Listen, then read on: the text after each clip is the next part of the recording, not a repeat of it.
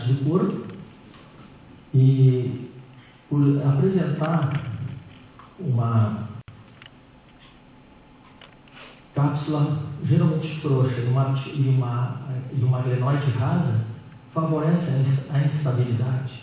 E hoje o conceito dessa instabilidade faz não só pelo impacto, pelas lesões que eram feitas, a gente acreditava que eram só lesões do impacto bronquial, hoje a própria instabilidade pode lesionar e favorecer as lesões do manguito rodador, que são o grupo muscular mais profundo, que é os que a gente vai dar uma olhadinha. Então, só para revisar a anatomia, né, do manguito, principalmente as estruturas ósseas, né, a articulação acromioclavicular, o acrômio, a clavícula, processo coracoide, o arco coracoacromial, o arco mole do ligamento coracoacromial, as estruturas do manguito rotador, o músculo subescapular, tem uma origem anterior profunda na escápula, cruza a articulação glenomeral, aqui é a cabeça, né? Cabeça, do úmero, e vai se inserir no tubérculo menor. A função dele é a rotação interna, principal função. Outra estrutura, o supraespinhal, ou supraespinhoso, o pelo, né? Tem uma origem na fossa supraescapular, na escápula posterior, cruza a articulação glenomeral, embaixo do arco coracomeral, onde ocorrem os impactos, e vai se inserir no tubérculo maior do úmero. Né? Aqui, a função dele geralmente é a abdução do braço e rotação externa. Outro músculo, infraespinhal, mostrando que também tem uma origem na fossa infraespinhal, vai cruzar a articulação, se insere no tubérculo maior, também é uma rotação externa, tem função de rotação externa, junto com o supra. E o redondo menor, o último, que tem origem na bota lateral da escápula e se insere no tubérculo maior também. Só para lembrar as estruturas, então, os feixes vascos nervosos, que são importantes.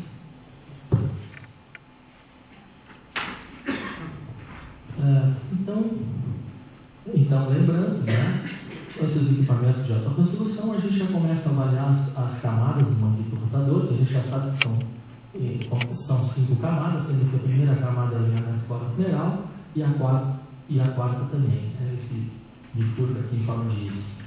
As camadas verdadeiras, que é a segunda e a terceira, são as mais espessas. Na terceira tem o entrelaçamento das fibras do infraespinhal, né, se inserindo no tubérculo maior.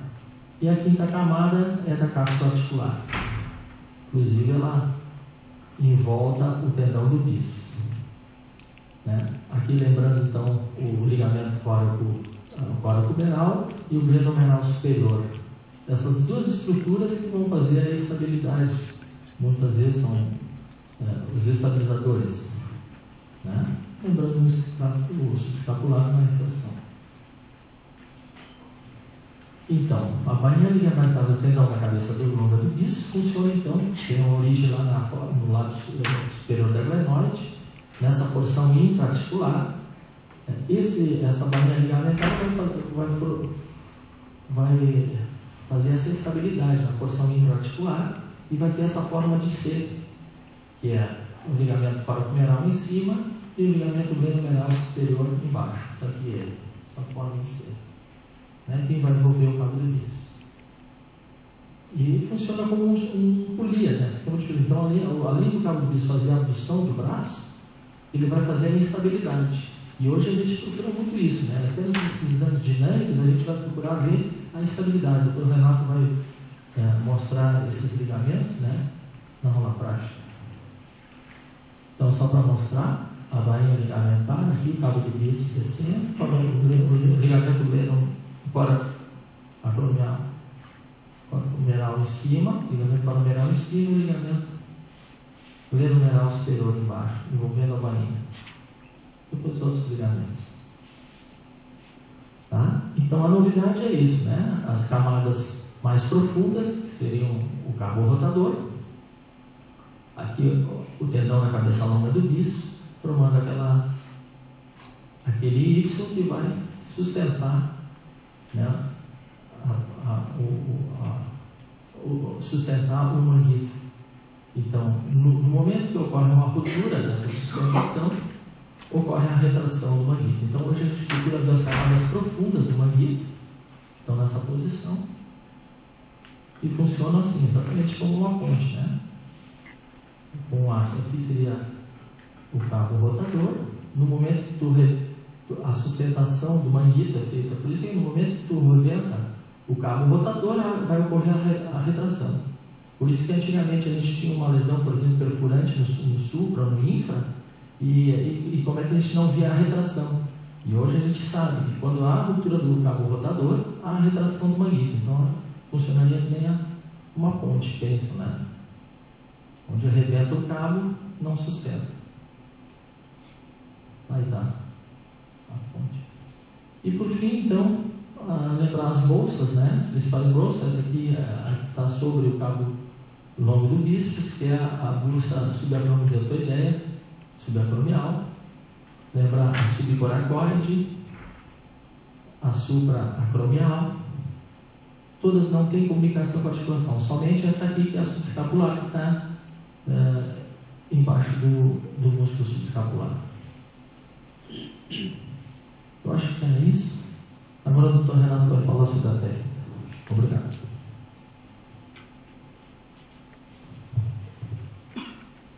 Bom dia a todos. Eu faço minhas as palavras do Oswaldo. Agradecer ao Marcos, a Otti, pelo patrocínio, né, e a vocês que acordaram para vocês estar aqui. Estou falando um pouco agora sobre a técnica de exame. Toda vez que vocês forem avaliar um tendão, vocês devem fazê-lo em dois planos. No plano transversal, que vai servir para a gente localizar o tendão espacialmente, e no plano longitudinal, para a gente ver o padrão fibrilar, ver se o padrão dele está mantido ou não. Então, nós iniciamos a avaliação do manguito rotador por uma estrutura que não faz parte dele, que é o tendão da cabeça longa do bíceps braquial. Então, nós começamos com o corte no plano transversal, identificando o tendão do bíceps em sua porção extra-articular no sulco bicipital. Aqui nós podemos ver o tendão no plano transversal, o ligamento transverso, que auxilia na manutenção do tendão na sua posição, e a partir daí nós vamos fazendo uma varredura de baixo para cima do tendão até a sua porção intraarticular, que é a porção onde ele entra no intervalo chamado intervalo dos rotadores. Por que o nome intervalo dos rotadores? Porque fica entre os rotadores internos, do qual faz parte o tendão do subescapular, e os tendões dos rotadores externos, do qual faz parte o subespinhal, o infraespinhal e o redondo menor. Então, subindo com o transdutor, o que a gente vai encontrar? A porção intraarticular do tendão, onde nós podemos ver esse aspecto ovalado e perecórdico, circundado pela bainha ligamentar. Então, aqui nós vemos o ligamento coracomeral, a imagem em C, e aqui a imagem do ligamento glenomeral superior. Na imagem da ressonância, nós também vamos poder ver da mesma forma o ligamento coracomeral e o glenomeral superior. A gente vê uma partezinha dele aqui. E eu trouxe essas três imagens para mostrar para vocês como é importante o posicionamento correto do paciente. Devemos fazer sempre a avaliação desse ligamento com a rotação externa. Aqui nós vemos na ressonância com rotação interna, o coracomeral ele fica frouxo, e à medida que nós fazemos a rotação externa, ele vai esticando e ficando mais fácil da gente fazer a avaliação. No plano longitudinal do ligamento, nós vemos ligamento coracoacromial, ligamento coracomeral sobre o tendão do bíceps. Aqui numa arco-ressonância, ligamento coracomeral, ligamento glenomeral superior, meio de contraste intraarticular, e o tendão do bíceps braquial. Importante a gente lembrar que a cavidade articular, que aqui está preenchida por contraste, ela se comunica com a bainha do bíceps. Então eu vejo muitos colegas dando laudo de diagnóstico de tenossinovite do bíceps, e na verdade o que corresponde é só um líquido que está vindo da cavidade articular. Então, lembrar que na grande maioria das vezes o líquido dentro da articulação ele vai escorrer para a bainha do bíceps e vai dar uma falsa impressão de que existe um processo inflamatório do bíceps. Então tome cuidado, para dar algum diagnóstico de patologia do bíceps, ou eu preciso ter um espessamento do tendão ou uma rotura dele, já que na grande maioria das vezes, tanto o espessamento de sinóvia quanto o líquido ao seu redor são decorrentes de patologias intraarticulares. Continuando na avaliação do bíceps, nós rodamos o transdutor no plano longitudinal e nós procuramos avaliar toda a porção extraarticular e parte da porção intraarticular, sempre fazendo um estudo comparativo com as fibras musculares do deltóide. O tendão deve ter um aspecto fibrilar com uma ecogenicidade maior do que a do ventre muscular ao lado. Atentar sempre para a posição do transdutor, que deve manter a sua superfície paralela à superfície do tendão. Vocês vejam que aqui, como existe uma certa inclinação, já cria um efeito de anisotropia que, na verdade, é dissipado quando nós colocamos o transdutor paralelo à superfície do tendão. Para avaliação do subescapular, nós fazemos uma rotação externa, como nós vamos ver na prática, para expor melhor o tendão, e nós vamos notar também o aspecto heterogêneo do tendão, devido ao entrelaçamento das fibras musculares no seu interior, ele vai ter esse aspecto mais heterogêneo. Para avaliação do supraespinhal, nós vamos fazer uma rotação interna, uma extensão e uma adução, de tal forma que nós vamos ter uma imagem que é conhecida como imagem do bico de pássaro, tendão ecogênico, chegando até a sua inserção, e aqui a imagem da bolsa subacromial subdeltoideia, essa fina imagem linear hipoecóica, que é separada do ventre muscular do deltóide por uma gordura pericursal, mais ecogênica. Na avaliação no plano transversal, devemos sempre angular de cima para baixo o transdutor para evitar a anisotropia, e dessa forma nós vamos obter uma imagem côncava convexa que corresponde à imagem do supraespinhal. Muitas vezes eu tenho uma dificuldade em ver a porção mais anterior do tendão, e nessas situações nós fazemos uma hiperextensão do braço de tal forma que a gente consiga ver o tendão da cabeça longa no intervalo dos rotadores. Hoje em dia, com os transdutores de maior resolução, nós conseguimos ver algumas das camadas que o Oswaldo mostrou, que fazem parte do supraespinhal e do infraespinhal. Então, muitas vezes nós vamos ver o tendão com aspecto de dupla camada, como nós vemos aqui, ou mesmo de tripla camada, As camadas mais espessas correspondendo à zona 2, e a zona 3, a camada 2, como nós vemos aqui, e a camada 3. Então, como que eu diferencio isso de uma patologia do tendão? No caso de uma tendinopatia, nós normalmente vamos ver uma heterogeneidade com perda do padrão fibrilar. E no caso da anatomia normal, da camada 2 e 3, nós vamos ver a manutenção dessas camadas, tanto no corte longitudinal quanto no corte transversal. Com o melhor conhecimento da anatomia que nós temos hoje em dia do manguito rotador, isso também fez com que nós tivéssemos que buscar mais subsídios, e tivemos que também ir atrás de equipamentos de melhor resolução para ver essas novas estruturas. Então aqui eu trouxe esse exemplo aqui da ressonância, onde nós vemos o cabo rotador, que, como o Oswaldo mencionou, ele corresponde a um reforço da camada 5. É um reforço da cápsula articular que tem o objetivo de auxiliar na estabilidade do manguito rotador. Então, isso explica, o cabo rotador, a integridade dele explica o porquê que eu tenho lesão perfurante, transfixante do supraespinhal e que o paciente ainda mantém o movimento abdução.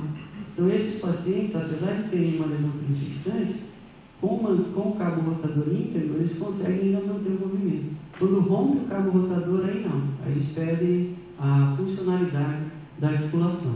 E existem alguns pacientes que nós conseguimos ver, esse daqui é um caso nosso, né? Aqui é só a ressonância que é de artigo, onde nós conseguimos identificar o cabo rotador. Então vocês vejam, ele tem uma localização mais profunda, ele é mais hiperecóico do que o restante do tendão, e ele tem uma distância, geralmente de 1,9, de 1,5 a 2 centímetros, a partir da inserção do tendão. Então, acredito eu que com o passar do tempo, a gente, além da informação se tem lesão ou não do manguito rotador, a gente também vai poder enxergar o cabo rotador e dizer se ele está íntegro ou não, e essa vai ser uma informação bastante importante para o ortopedista na conduta que ele vai adotar.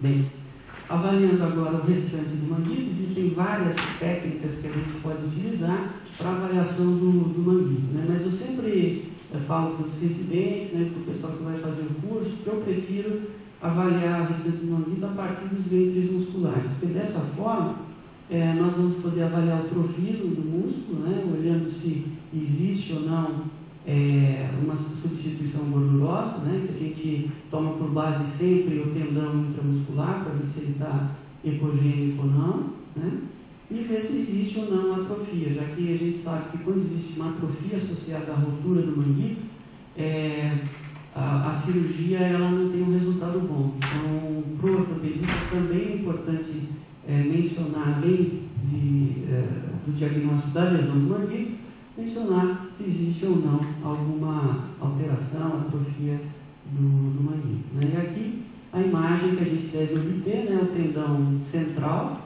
no interior do ventre muscular, e a gente deve avaliar se existe alguma mudança ou não da epogenicidade em volta do tendão, que começa a atrofia pela região peritendínea, tá? Então, nós vamos identificar e ver se o trofismo da musculatura está bom ou não.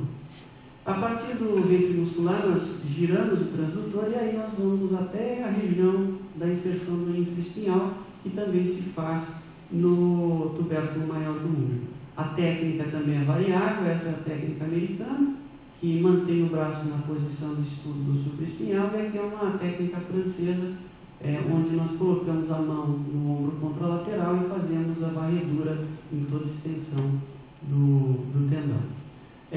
Além do infraespinhal, nós também vamos avaliar o redondo menor, que é a última unidade músculo-tendínea do manguito rotador, né? A diferença entre os dois com relação à espessura, o redondo menor ele é mais espesso e mais hipoecóico devido à quantidade de fibras musculares que vão se interpor entre as fibras tendíneas. Passando agora para a parte de patológica em si, né? Por que nós damos tanta importância para o manguito rotador? Né? Porque a dor no ombro é a segunda ou a terceira queixa mais frequente para o ortopedista, sendo a causa mais comum de dor e disfunção do ombro acima dos 40 anos. E é no manguito rotador que nós devemos focar a nossa atenção no exame ultrassonográfico. Vocês vão ver que existem trabalhos mostrando que o ultrassom pode ver lesão labral, que o ultrassom pode ver sinais de instabilidade, mas isso vamos deixar para a ressonância magnética, que é um exame muito mais acurado, muito mais específico para fazer o diagnóstico. O que nós temos obrigação de ver pela ultrassonografia é o manguito, fazer um diagnóstico correto e avaliar as principais estruturas que a gente pode identificar, né? Então, a gente poderia dividir didaticamente, né, em relação à fisiopatologia, que existem fatores intrínsecos e fatores extrínsecos que estão relacionados às lesões do manguito rotador. Dos fatores extrínsecos, nós temos 4 fatores que se destacam. Um deles é o fator anatômico. Existe uma região no manguito, denominada de zona crítica, que é uma região onde tem uma menor vascularização e que isso acaba predispondo à isquemia do tendão com o passar do tempo. A idade é outro fator também bastante importante. A partir dos 35 anos já vai havendo uma redução da vascularização normal. Se a gente somar o fator idade ao fator anatômico, nós vamos ver que esses são os dois principais fatores intrínsecos que levam à lesão do manguito rotador. E existem outros fatores que aí vai ser bastante variável, né? Doenças sistêmicas, né, que alteram o metabolismo do colágeno, acabam também favorecendo o uso de cigarro, né, fumo, e o uso de drogas, os esteroides e as quinolonas também levam ao enfraquecimento tendíneo. Dos fatores extrínsecos nós temos o trauma agudo e também temos os traumas crônicos, né? E aqui nós destacamos que tanto o impacto direto quanto o impacto devido a movimentos de contração excêntrica do músculo sobre o manguito rotador acabam levando às lesões. Então, o impacto, como o próprio nome diz, ele vai levar a uma compressão do manguito rotador abaixo do ligamento córaco-acromial e do próprio acrômio, levando à lesão. E as forças de cesariamento, né, que levam a contração, que são secundárias à contração excêntrica do músculo, fazem com que as fibras superficiais e as fibras profundas do manguito rotador tenham uma contração em velocidades diferentes e isso leva à lesão também. Então, hoje em dia, o conceito, né, da fisiopatologia do manguito rotador tem modificado um pouco, né, mas o aspecto de imagem ele permanece o mesmo. Tá? Então, o que nós devemos avaliar no exame ultrassonográfico? Alterações das partes moles que vão passar abaixo do arco córaco-acromial, né, e que dão origem à síndrome do impacto, que é uma dor e incapacidade progressiva que são determinadas por esses fatores fisiopatológicos. Além do manguito rotador, nós também devemos prestar atenção nas estruturas que circundam o manguito, porque nós podemos determinar ou encontrar algumas causas que acabam também auxiliando no surgimento das lesões do manguito. E uma delas é o acrômio bipartido ou osso acromiado, né? Que nada mais é do que a falta de fusão de algum desses centros de ossificação que fazem parte do acrômio. Então, essa ausência de fusão vai fazer com que haja um movimento de dobradiça quando ocorre a contração do deltoide. E esse movimento de dobradiça desse centro de ossificação não fundido vai levar também a impacto. Então, além do manguito, nós devemos avaliar também as estruturas que se colocam na região periarticular. Como nesse caso, onde nós vemos facilmente, né, a imagem do acrômio bipartido no raio-x, na ressonância e na ultrassonografia. Bem, partindo agora para a avaliação dos tendões e das bolsas sinoviais propriamente ditas, o que nós vamos encontrar na histologia desse manguito rotador alterado? Diferentemente do que se pensava antigamente, nós temos um processo degenerativo, nós não temos praticamente células inflamatórias nesse tendão. Então nós temos um processo que é denominado de tendinose, onde nós vamos encontrar descontinuidade das fibras do colágeno, necrose e calcificações, celularidade aumentada e, muitas vezes, uma neovascularização no interior do tendão. Então, inicialmente, nós vamos ver um tendão com espessura normal, com foco hipoecóico no seu interior, e à medida que esse processo vai evoluindo, o tendão vai aumentando a sua espessura, reduzindo a sua ecogenicidade, né, devido à penetração de moléculas de água nas camadas de colágeno do tendão, e muitas vezes nós podemos inclusive ver um aumento da vascularização no interior desse tendão. Então aqui é um processo evolutivo do que ocorre nessas tendinopatias. E muitas vezes nós vamos encontrar inclusive calcificações no interior do tendão, que devem ser diferenciadas, essas calcificações distróficas que aparecem na tendinose, das calcificações que são decorrentes da tendinite calcária. Existem muitos colegas que acabam generalizando, né, calcificações no tendão como sendo decorrentes dessa tendinite calcária. Na verdade, não é. Existe uma diferença que a gente pode, nesse quadrinho está exemplificado, e a gente pode identificar na ultrassonografia. Então, as calcificações que são decorrentes da tendinose, geralmente o tendão está alterado na sua ecogenicidade, na sua espessura, são calcificações de pequena monta sobre a região de inserção do manguito rotador, e são calcificações permanentes. As calcificações presentes na tendinite calcária, geralmente elas ocorrem num tendão saudável, são calcificações maiores quando comparadas às distróficas, são dentro do tendão e elas podem desaparecer espontaneamente. Tá? Então, essa é uma maneira da gente diferenciar uma da outra.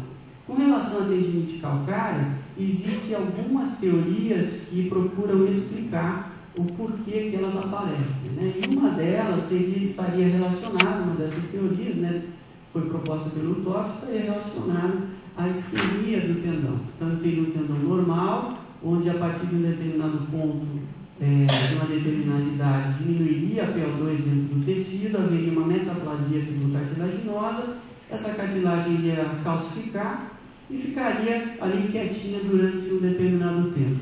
A partir de determinada fase, haveria a migração de células inflamatórias e uma proliferação vascular com o intuito de fagocitar essa calcificação, fazendo com que o tendão retornasse à sua condição habitual. Tá? Então, essa é uma das teorias para explicar a tendinite calcária. E como que nós vamos ver as calcificações da tendinite calcária? Aqui, geralmente, são calcificações grandes, né, junto, dentro do tendão, com sombra acústica posterior ou não, né, aquela que tinha sombra acústica. Essa daqui nós vemos que é uma calcificação mais amorfa, com aspecto em pasta de dente, como nós vemos no raio-x, sem sombra acústica, mais difícil de fazer o diagnóstico. E a gente deve lembrar como que pode evoluir uma tendinite calcária. Né? Diferentemente da calcificação distrófica da tendinose, essa calcificação pode migrar ou para a bolsa subacromial subdeltoideia, como nesse caso, ou pode determinar, inclusive, uma erosão da cortical óssea. Então, nós vemos a calcificação aqui, fluxo aumentado dentro do tendão e a área da erosão da cortical óssea. Aqui na ressonância magnética, muitas vezes pode simular até um tumor. Então, nós vemos aqui a imagem da calcificação, a área de edema ósseo, né, na sequência ponderária em T1, e alto sinal em T2, e a imagem da calcificação. Então, nesse caso, a ultrassom, inclusive, auxiliou para a gente fazer essa diferenciação na tendinite calcária. Essas calcificações, em raras situações, podem também acabar evoluindo para áreas císticas no interior do tendão, como nesse caso que nós vemos aqui. Vemos as calcificações que estavam presentes no raio-x e a liquefação dessa calcificação em decorrência da presença de células inflamatórias, que podem inclusive determinar essas imagens radiodensas na topografia da bolsa, que nós podíamos ver bem na imagem ultrassonográfica como esse conteúdo ecogênico que foi aspirado por nós, né, durante o exame, e a gente vê um aspecto de lente de cálcio. Né? Então a gente vê que o ultrassom pode acompanhar todo esse processo evolutivo da tendinite calcária, né, inclusive auxiliar também na terapêutica. Né? Depois que nós fizemos essa aspiração, o paciente melhorou bastante da sua sintomatologia. Né? Passando para as bursites. Como o próprio Oswaldo falou, existem várias bolsas sinodais na região, mas a mais importante, sem dúvida alguma, é a bolsa subacromial subdeltoideia. Como que nós fazemos o diagnóstico? Através de dois achados, basicamente, através do espessamento da bolsa e da presença de líquido no seu interior. Então, nessa imagem aqui, nós podemos ver a assimetria que existe da bolsa e da gordura peribursal. Muitas vezes nós não conseguimos diferenciar o que é bolsa da gordura, aqui era uma coisa só, né? E fica mais evidente ainda quando nós fazemos o exame dinâmico, fazendo a abdução do braço. Né? Essa é a grande vantagem da ultrassonografia, diante de outros métodos, onde nós podemos fazer o exame dinâmico. Vocês podem ver que durante a abdução houve uma compressão da bolsa subacromial sobre o acrômio, né? E o paciente, inclusive, manifesta os seus sintomas de dor, né, durante esse exame dinâmico, que a gente pode comprovar o diagnóstico da síndrome do IPAR. Outro achado, né, da bursite além do espessamento, o líquido distendendo a bolsa. Esse líquido pode ser encontrado em várias localizações, né? Adjacente ao tendão do supraespinhal, ao tubérculo maior do húmero, com aspecto em gota de lágrima, abaixo do ligamento córaco-acromial ou, quando em grande quantidade, anteriormente ao tendão da cabeça longa do bíceps braquial. Se esse processo todo, né, de impacto e de sobrecarga mecânica sobre o manguito rotador não for debelado, esse processo de tendinopatia, um processo inflamatório da bolsa subacromial subdeltoideia, pode evoluir para uma ruptura.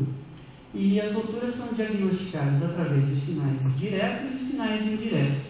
Alguns deles são bem fáceis de serem diagnosticados. Então, a não visualização do tendão, áreas focais e ausência do tendão, são muito fáceis da gente fazer o diagnóstico.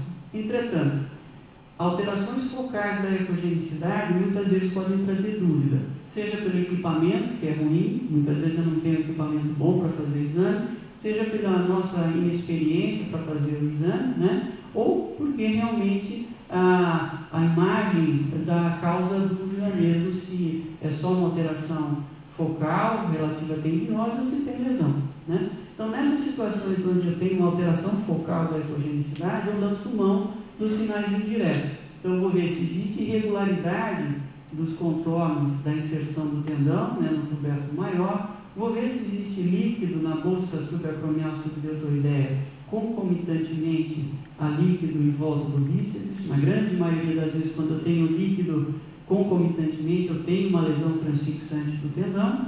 E eu vou ver também alguns sinais, né, mais específicos, como o sinal da interface da cartilagem, que eu vou mostrar para vocês, ou alterações do contorno da gordura que se coloca junto da bolsa sinovial, né, ali em cima do tendão.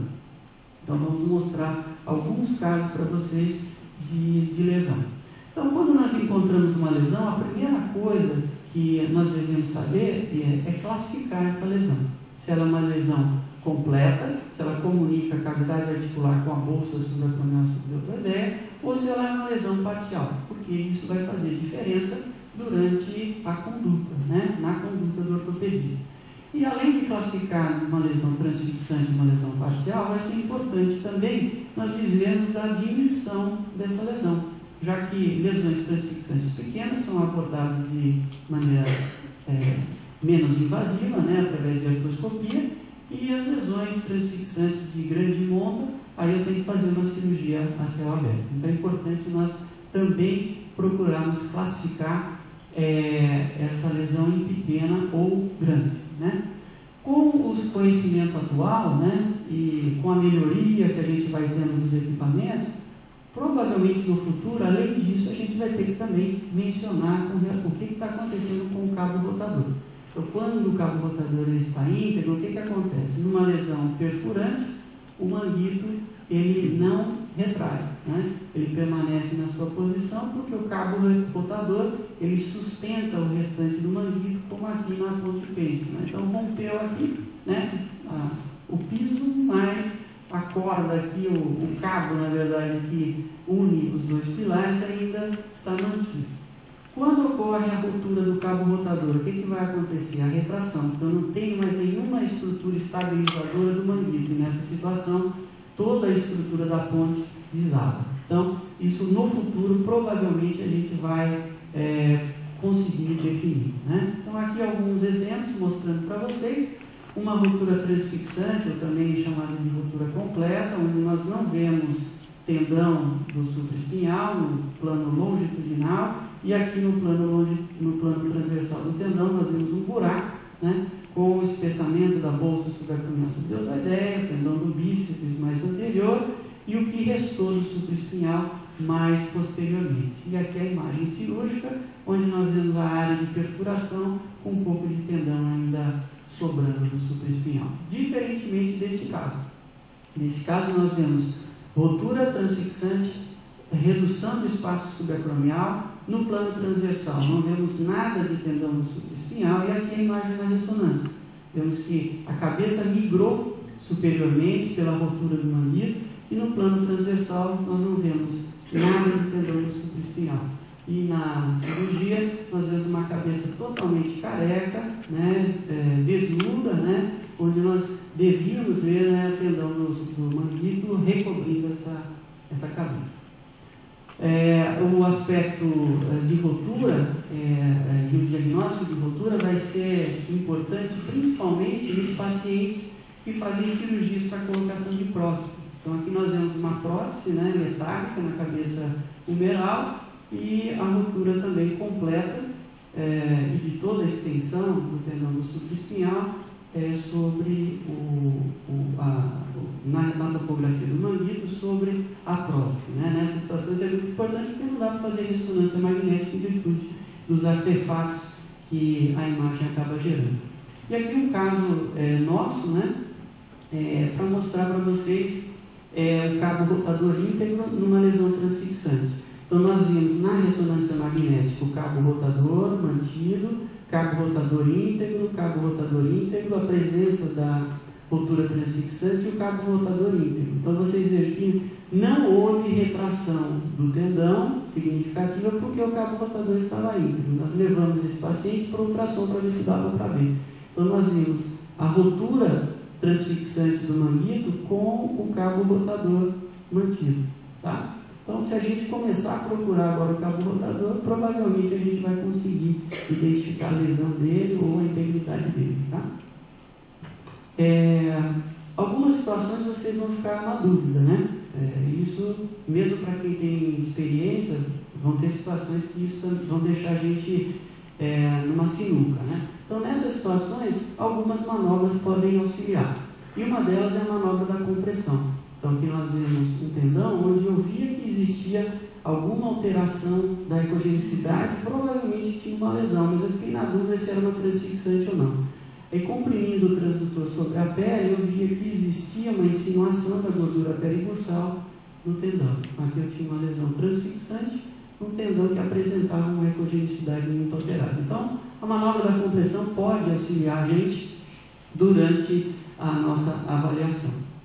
Bem, falei das lesões mais fáceis. Vamos falar agora um pouco das lesões mais difíceis, que são as lesões parciais. As lesões parciais, elas se dividem em intrasubstanciais, em profundas e em superficiais. E aí vai depender da experiência da gente e do equipamento para fazer o diagnóstico. Então, além da localização da lesão, vai ser importante nós mencionarmos a dimensão e a porcentagem de envolvimento do tendão com relação à sua espessura. E aqui vai mais um conceito importante que também é relativamente novo, de footprint.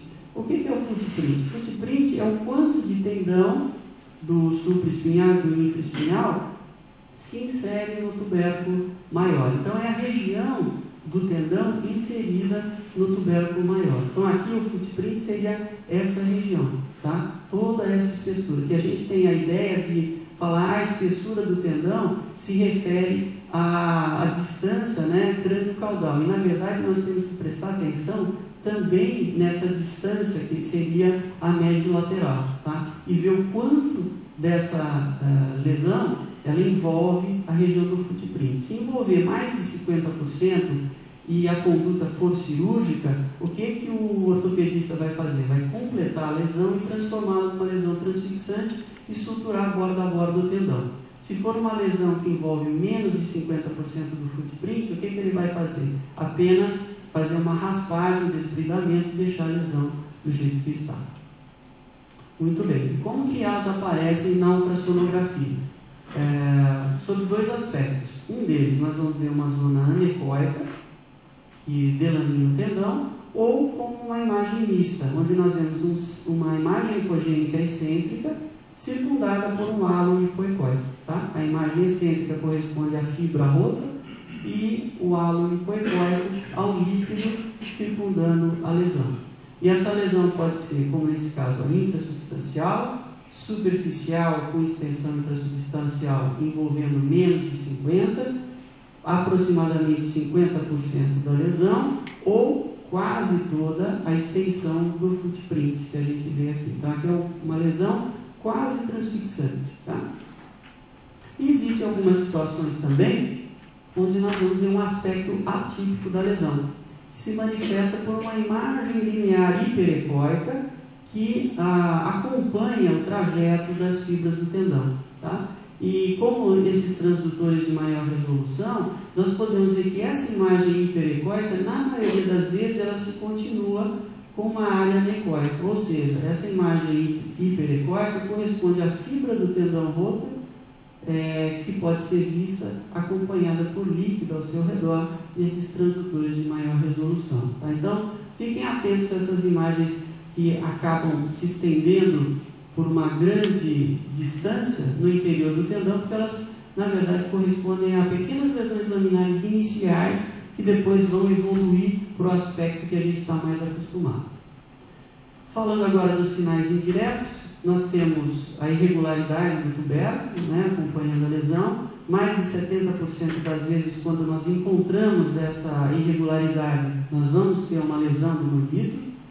E o sinal da interface da cartilagem, né, que nada mais é do que a visualização da superfície da cartilagem de revestimento da cabeça humeral, visto como essa imagem ecogênica, né, que é vista devido à propagação mais rápida que ocorre do feixe ultrassônico, né, através da lesão. Esse feixe reflete e leva à formação dessa imagem chamada sinal da interface ou da cartilagem desnuda.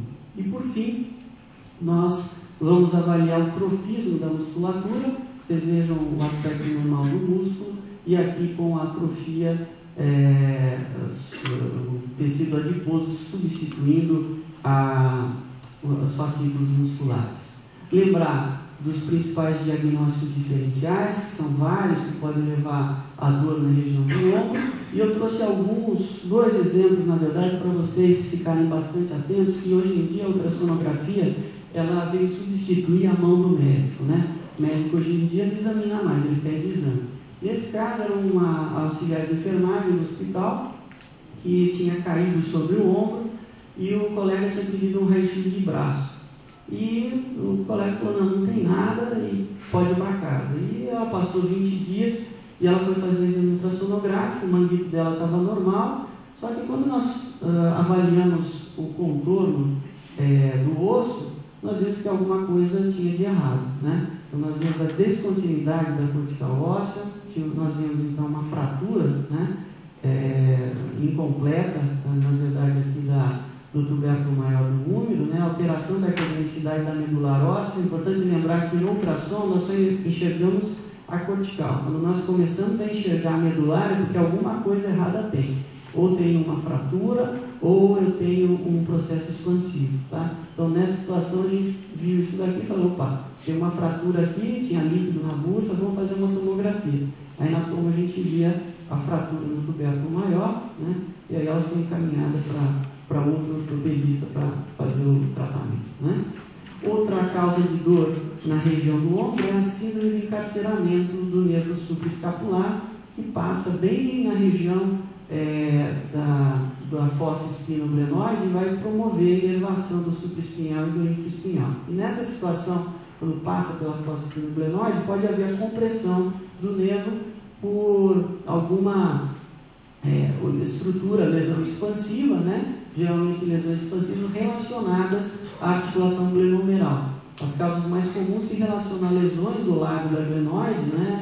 Principalmente os cistos paralabrais, como nesse caso, onde nós podemos ver o cisto na região da fossa espinoglenoidal, com uma fissura na base do lábio, e a imagem na ultrassonografia, onde nós vemos o cisto, sinal de atrofia do infraespinhal, né? Como a gente pode ver bem aqui, né? E o redondo menor de aspecto preservado. Então essa síndrome de compressão nervosa, ela leva a um enfraquecimento, uma denervação das estruturas do manguito, simulando a síndrome do impacto. Falando rapidamente agora da instabilidade do bíceps, né? Como a gente falou da bainha ligamentar, o bíceps, quando existe a ruptura dessa bainha ligamentar, ele acaba se tornando instável, principalmente quando associado à lesão do tendão do subescapular, que também auxilia na sua estabilização. Então nós vemos uma subluxação do bíceps aqui no ultrassom, na ressonância magnética, associada a uma lesão do tendão do subescapular. Aqui no caso mais grave, uma ruptura total do subescapular, com uma migração intraarticular do tendão da cabeça longa, com uma grande quantidade de líquido intraarticular, indo também para a bolsa subacromial subdeltoideia. E a caracterização de lesões da bainha ligamentar. Nós vemos a luxação do bíceps, né, ele está fora do sulco bicipital, e no plano longitudinal nós vemos a rotura do ligamento coracomeral e também do ligamento glenohumeral superior. Só sobrou o tendão do bíceps. Então, por esse motivo, acabou luxando o tendão do bíceps, né, e isso a gente consegue ver em algumas situações na ultrassonografia. Um outro caso também de lesão da bainha ligamentar, nós vemos o tendão do bíceps, né, aqui com aspecto preservado, onde nós vemos um aspecto que eu costumo chamar de aspecto em sanduíche, onde eu vejo no longitudinal bíceps, ligamento coracomeral, ligamento glenohumeral superior, ele sempre distante, né, da cortical óssea, em virtude da presença do ligamento, né, glenohumeral superior. E nesse caso nós vemos o quê? Tendão do bíceps acolado à cortical óssea, e no plano transversal nós vemos também o tendão junto da cortical óssea, denotando a presença de lesão da bainha ligamentar. E por último, mostrando também achados relativos à capsulite adesiva. Capsulite adesiva, o diagnóstico é clínico, né? Mas, mais uma vez, infelizmente, pela falta de preparo, né, dos colegas, eles acabam encaminhando muitas vezes o paciente para fazer avaliação ultrassonográfica. A nossa principal função não é fazer o diagnóstico da capsulite adesiva, é ver alguma lesão que esteja concomitante à presença da capsulite adesiva. Muitas vezes eu tenho lesão do manguito, mas existem algumas situações que a gente pode ver alguns sinais de capsulite adesiva. E o sinal que é mais confiável no ultrassom é o espessamento do ligamento coracomeral. Então aqui nós vemos o ligamento limitado pelos cálipers, né, com essa imagem ecogênica, né, com espessura normal, e nesse outro lado, onde o paciente apresentava uma limitação na rotação externa, nós vimos o espessamento e o borramento dos contornos do ligamento coracomeral. Então, nesses breves minutos aí que a gente discorreu sobre o ombro, o que a gente precisa lembrar, né? Que é um resuminho do que o ortopedista, né, precisa saber para tomar a conduta. Existem alguns parâmetros clínicos, né, como o sintoma do paciente, a idade, o tempo de história clínica, né? Existem alguns parâmetros de imagem e aí sim a gente vai precisar fornecer para o ortopedista para que ele possa tomar a conduta, né, que é o status da articulação glenohumeral na radiografia simples, lembrar sempre que o raio-x deve preceder o ultrassom, tipo e dimensões da ruptura do manguito rotador, caso haja, né, alguma alteração do manguito, e também mencionar se existe ou não atrofia da musculatura periarticular. Isso também vai ser muito importante, tá? Então agora vamos mostrar na prática um pouquinho do que a gente falou nessa parte teórica. Aqui a gente vai iniciar a avaliação do manguito, né, ou inicialmente utilizar um transdutor de banda variável de 4 a 13 MHz. A gente acaba posicionando o paciente. Na verdade, aqui o mais importante é vocês ficarem confortáveis na avaliação do paciente. Então, vocês podem colocar o paciente sentado ou em pé. De preferência, vocês não ficarem com o pescoço rodado, para ficar de frente para a tela, para evitar que vocês, com o tempo, não desenvolvam lerodorte, né? Então, mais importante é vocês manterem